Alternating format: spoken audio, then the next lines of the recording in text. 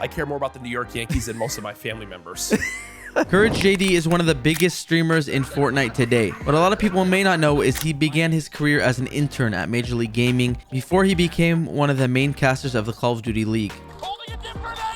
He took a massive risk, quitting his job, leaving all that, and now today he is a massive Fortnite streamer who turned down an over $10 million streaming contract. He's a 100 Thieves co-owner and a lot more. We spoke about that on my channel. We sat for about an hour and a half. That is a podcast that is live now, but today we got him back in the hot seat. We're going to be asking him some questions that are a little bit uncomfortable. Call of Duty or Fortnite? A little awkward. I signed up in Germany. And we're going to ask him some stuff that he's never been asked before. Getting an icon skin is like a 2-year process from when you get told to when it comes out. So welcome to 20 Questions with Courage. Enjoy. All right, Courage, you've had a pretty successful career in both of these games. So I have to ask you, Call of Duty or Fortnite? At this point, I'm going to go Fortnite. It's shown long enough that they can continue to roll with the punches, put out great new updates, outdo themselves at these major events. So Fortnite on top, baby. Fortnite more than Call of Duty World War II? Call of Duty World War II is the worst game I've ever played in my life. Yeah, the Call of Duty had some bad games. Okay. Who is your Mount Rushmore of streamers? My Mount Rushmore of streamers? Oh, man, you're putting me on the spot. I'm going to put Ninja first and foremost. He put things into the peak, for everyone. I think for me back in the day, it would probably be Lyric, someone who's no webcam, variety streamer, incredible community, just does the same thing day in and out, and it just works. If it ain't broke, don't fix it. From a new age side, I would put Speed for what he does, and the global international audience he has is absolutely unbelievable. And then from a fourth standpoint, I'm actually going to be a little biased here, and I'm going to say Nadeshot, someone who helped bridge the gap from not only being a top competitive player to also being a content creator too. And I think paved a successful pathway for a lot of esports players to find a career after and a side career during their playing days. It's a very balanced and fair. Seriously, that was a good answer. Thank you. Good Mount Rushmore. Do you remember your first time getting recognized in public? My first time getting recognized in public, man, at this point, it's all a blur. I have one that stakes in mind for me is I went to a mall near my house where I grew up, and I just went to go get a belt. And this was after Fortnite blew up. And I definitely had other fan interactions, but I just went to go get a belt with my parents. And it was like a Saturday at the mall, so more kids there, more younger audience there. And I took 20 pictures in just going to get a belt and leaving. And that for me was like, holy crap, this is getting nuts. That was 2018. And your hometown too. Yep. It's even more special there. Oh, definitely. So what about your weirdest fan encounter? I mean, you've been, again, a caster at many events. You've probably met hundreds, thousands of fans at this point. Yeah. So have you had any weird encounters? My weirdest fan encounters, well, one, I signed up in Germany, TwitchCon EU. That was kind of crazy. Okay. That was fun. What else? Sadly, the people who overstep their boundaries try to show up at the house, anything like that. You're just like, what the hell are you doing? One fan ding-dong ditched us and put a picture of on the camera. So he got yelled at. I went down to the house he was visiting, and he was the friend of the neighborhood kid. And so I told the dad who knew me what had happened. And like 5 minutes later, the kid was at the door crying. No way. Yeah. I mean, look, you could do young and do stupid things, but you got to learn a lesson here and there, right? Yeah. he didn't know you were cool with his friend's dad. Hey, bro, come on now. Who's the most famous person in your phone? Most famous person in my phone? Probably Post Malone. Okay. Yeah. I think that's a first for him on this one. There you go. He's a gamer too, right? Oh, definitely. Big Apex gamer. He just did a Hunt Showdown thing. He's good at games too. Yeah? He's no joke. Really? Okay, cool. So on the podcast, you spoke about how early on in your career, someone at Optic was mentioning to you, you got to look at the bigger picture. Yep. You may have, months where you make $250,000 a year. Yeah. A month. Yeah. $250,000 a month. And you mentioned later on that you had a month like that, and you look back at that conversation. What is your biggest month ever? Can you share your biggest paycheck in 1 month? Oh, biggest paycheck in 1 month. It was the end of my first YouTube contract and the start of my second one. And they both paid out in the same month. I don't want to say an exact figure. I'm sorry, but it was in the millions. Millions with yeah. Amazing. Yeah. Congratulations. That's big. Thank you. So with that money and all the other money you've made, what's your best investment that you've made? Best investment I've made is the S&P 500. Yes. And just letting it ride, baby. I'm with letting you. it ride. That's it. Okay.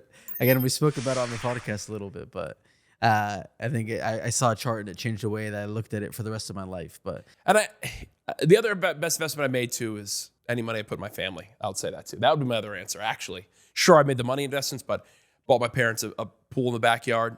So a lot of memories we've made there. Paid for my sister's student loans. So I'd say that those are the things I'm most proud of, because for me that is an investment too.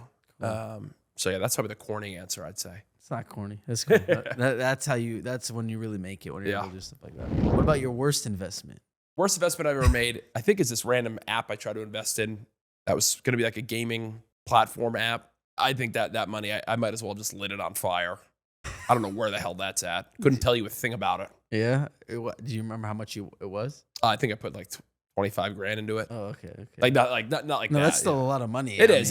But in the grand scheme of things, it's like lesson learned. Yeah, lesson learned. It's probably saved you a lot of money later. It has. It absolutely has. It's a good way to look at it. What's your favorite content to make? My favorite content to make is whenever me, my friends, whether it's Tim and Ninja and Lupo or Nick A30, Cypher, whenever we're just online and gaming and the vibes are good.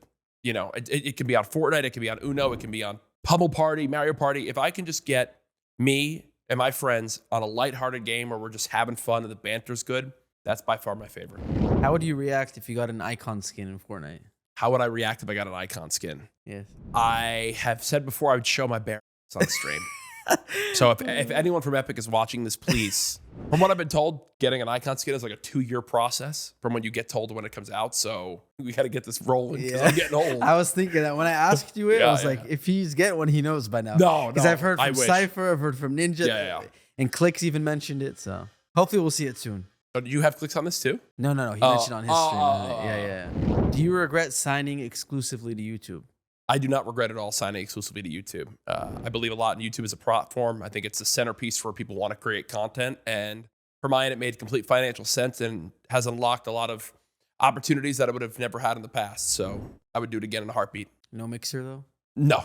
I mean, sure, with the hindsight of Ninja and Shroud signed and got paid out after being there for 6 months, sure. Yeah. Okay. What is your favorite Fortnite chapter? My favorite Fortnite chapter is definitely Chapter 1. I mean, when it all came to light. If you're looking for an exact season, I would say probably season 4. That's when the magic really started with the in-game events and the rocket. And then we moved into that first Fortnite summer, the Pro-Am. So that era is really special to me. It's where my career really took off. If I can't do the OG Fortnite type of thing, then I really loved Chapter 5 of Fortnite was really enjoyable for me. I think Chapter 1's so special for all of us. You were a pro back then, like we talked about. For sure. You're a real pro. If you could change one thing about Fortnite, what would it be? If I could change one thing about Fortnite right now, I would overhaul the ranking system. I would add the equivalent of like the Apex Predator rank in Apex, or Valorant's Radiant, or something that's basically the top players. So when you hit the top rank, which currently is Unreal in Fortnite, no one really cares at that point. They'll throw their game away. They don't care about surviving to the end. I want to really try to make Fortnite have a rank above that maybe is a top 1,000 or top 2,000, that really promotes Unreal players playing to the end game, surviving. Placement is super key, and making sure that, you know, we have more chances of stacked end games, so it feels more like a tournament. So because they have like Unreal #1 and stuff, right? Like you have numbers. Yep, there is numbers, but there's no benefit to getting a higher number. It's just grinding more. I think that's the only thing that's kept me on games is what, like you said, Counter-Strike and stuff, chasing that rank. Of course. Because shout out to all the people that play COD multiplayer, but I don't understand how people just play it. Without a rank, without that thing at the end. But without gaming or Fortnite, what do you think you'd be doing today? Without gaming or Fortnite, I would probably be using my media and film degree still. I was going to school for multi-camera production, so I really enjoyed doing hosting for like news type of broadcasts. I enjoyed technical directing, so I would have found myself in like a news studio. What motivated you the most throughout your career? What's motivated me the most throughout my career is probably just wanting to make sure I can take care of me, my family, my loved ones.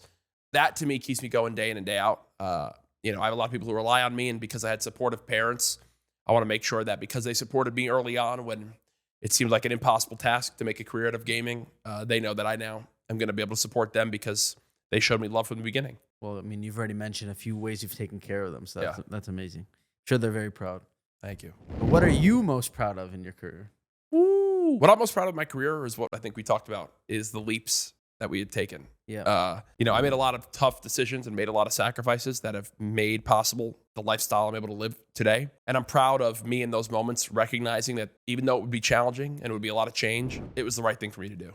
Yeah. Again, we spoke about it more extensively on the podcast, but Yeah. I mean, some people have like 1 or 2 big decisions to make in their life that kind of changes everything. Seems like you've already had 5 or 6, and Yeah, they've definitely added up over the years. yeah. And again, it's not an easy thing to do. So Yeah. it's a good answer. What is something that your fans don't know about you? Something my fans don't know about me. Some of my fans don't know about me is that I actually like ASMR. ASMR videos, it'd be a little calming at the end of the night. Really? I've fallen asleep to many a nature walk or a rainy morning. So it's not like people talking. It's just like I've had that too. I've had Okay. like people talk about like movies or food, just like something to just put on the background it's because my mind is always racing. Yeah. So it's nice to just have that. I don't ever go to sleep with just nothing. Really? Ever. Okay. Really? You put Probably some- need to get therapy for that too. Yeah. That's how I am when I'm awake. I always have to have something on. Yeah. Okay. I mean, I fall asleep scrolling so Uh-oh, bad. that's the Okay. TikTok. Yeah. What's something random that you're passionate about that has nothing to do with gaming or content? What's something random that I'm passionate about? I mean, the New York Yankees. I care more about the New York Yankees than most of my family members. You gotta, you know what? One day, want to see you as a minority owner, like Patrick Bet David. Bro, come Yeah. on, get me in there, please. I gotta see that. I one would day. love to be a minority owner. I- Minority owner in the Yankees. I used to be a huge Angels fan. It is fun to have a team that you care that much about. Oh, dude, especially baseball, like games day in and day out. It's so much I fun. love baseball, man. Same. Oh man, what did you used to play? What position? First base, Yeah. starting first baseman, lefty, and I would pitch in little league. Yeah. Yeah. That's fun. I miss those days. Yep. Okay, is CouRageJD happy? CouRageJD currently is happy. Yes, I think happiness comes in waves. Yeah, I love the way you answered it. There's ups and downs in life, but I'm doing the right things to take care of my mental and physical health. I think compared to where I was in 2021 and 2022, I've done a lot of the growth of learning how to, comparison is the thief of joy. Stop comparing myself to others as much. Be content with what I built instead of just always chasing and being on the never-ending run and treadmill feeling. And then my physical health is the best it's ever been. You obviously had a big journey there huh, with your physical. You lost a lot of weight, right? And Yeah, I'm down you even to mentioned 45 pounds. Yeah. 45 pounds. Yep. That's amazing. You Thank you. mentioned off camera as well that you walk a few miles a day. Yep. What is that? What is that routine that you do? I literally just, when I'm done streaming or right before stream, just immediately throw on my watch that tracks my steps, and I just go out and listen to literally Yankees podcasts or general baseball podcasts or YouTuber type podcasts like yours, and just walk and just listen. And next thing you know, I'll like look down at my watch and I'm like, you've done 3 miles. And at the end of the day, it might not be much. It might not be the most strenuous, but you stay on top of your diet and just walk. You'd be surprised at changes you can make. And I'm sure that helps a lot with your mental Oh, as well. night and day. And I got a sauna too, which helped. Nice. I sweat it out too. Ooh, good stuff. So our last question is, what's next for CouRageJD? What's next for CouRageJD is probably showing my bare ass, get an icon skin.